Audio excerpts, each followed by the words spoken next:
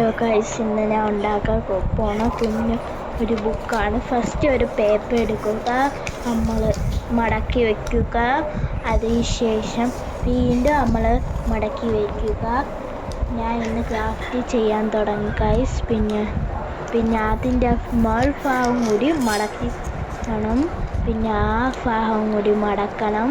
പിന്നെ ഈ തുറന്നിടുമ്പോൾ ഇത് ഇരിക്കാൻ വേണ്ടി നമ്മൾ കത്തിരി ഉണ്ടല്ലോ, അതിട്ട് നമ്മൾ വെട്ടിയിട്ട് നമ്മൾ ഈ ഭാഗവും വെട്ടണം. എന്തായാലും നമുക്ക് പേച്ച് വെച്ച് എഴുതാൻ കഴിയത്തുള്ളൂ. ഭാഗം വെട്ടണം. നിങ്ങൾക്ക് വേണമെങ്കിൽ സ്റ്റാപ്ലെയർ അല്ലെങ്കിൽ പശ യൂസ് ചെയ്യാം. എൻ്റെ കയ്യിൽ സ്റ്റാപ്ലെയർ ഇല്ലാത്തതുകൊണ്ടാണ് ഞാൻ പശ യൂസ് ചെയ്തത്. അഥവാ നിങ്ങൾക്ക് പശ ഇല്ലെങ്കിൽ സ്റ്റാപ്ലെയർ യൂസ് ചെയ്യുക. ഇത് രണ്ടും ഇല്ലെങ്കിൽ ഈ നൂല് പിന്നും ഇല്ല, അതിട്ട് തയ്ച്ചെടുത്താലും കുഴപ്പമില്ല. പിന്നെ കട്ട് ചെയ്തിട്ട് അത് മടക്കി വെച്ചു. പിന്നെ സ്റ്റാപ്ലെയർ പക്ഷേ എന്തിട്ട് ഒഴിക്കുക,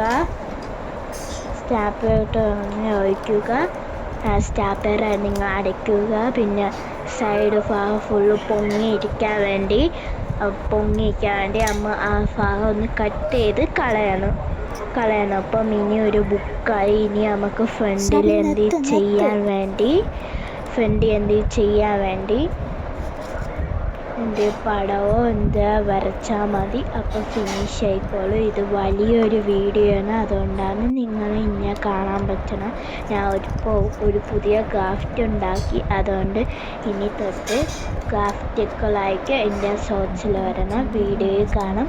അപ്പം ഈ വീഡിയോ കാണിച്ചവരെ കുഞ്ഞു ബുക്ക് ഉണ്ടാക്കുക. ഇത് മാത്രമല്ല, ഇനി ഇതിൻ്റെ മൂന്നായിട്ട് നമുക്ക് ചെയ്യാം. ഇതിൻ്റെ ഇടയ്ക്കൊക്കെ നമുക്ക് പരീക്ഷ വന്നു, നമുക്ക് വെക്കേഷൻ ടൈമിൽ അടിപൊളിയാക്കാം. അപ്പം നിങ്ങൾ ഈ വെക്കേഷൻ സമയത്ത് എന്തെങ്കിലും ഉണ്ടാക്കി പറയുക. നിങ്ങൾ എക്സാമിന് നല്ലോണം പഠിക്കുക.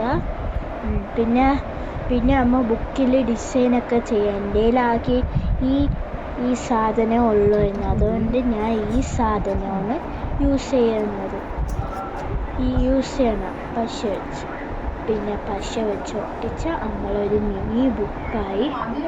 ഞാൻ ഒട്ടിക്കാൻ കിടന്ന് പാടുപെട്ട്, അതുകൊണ്ടാണ് നിങ്ങൾ മറിച്ചും തിരിച്ചും കാണാൻ പറ്റുന്നത്.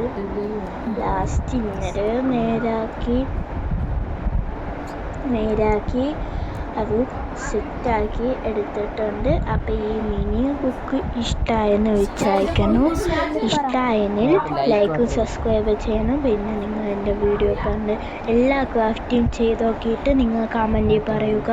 അപ്പോൾ എല്ലാവർക്കും ബൈ.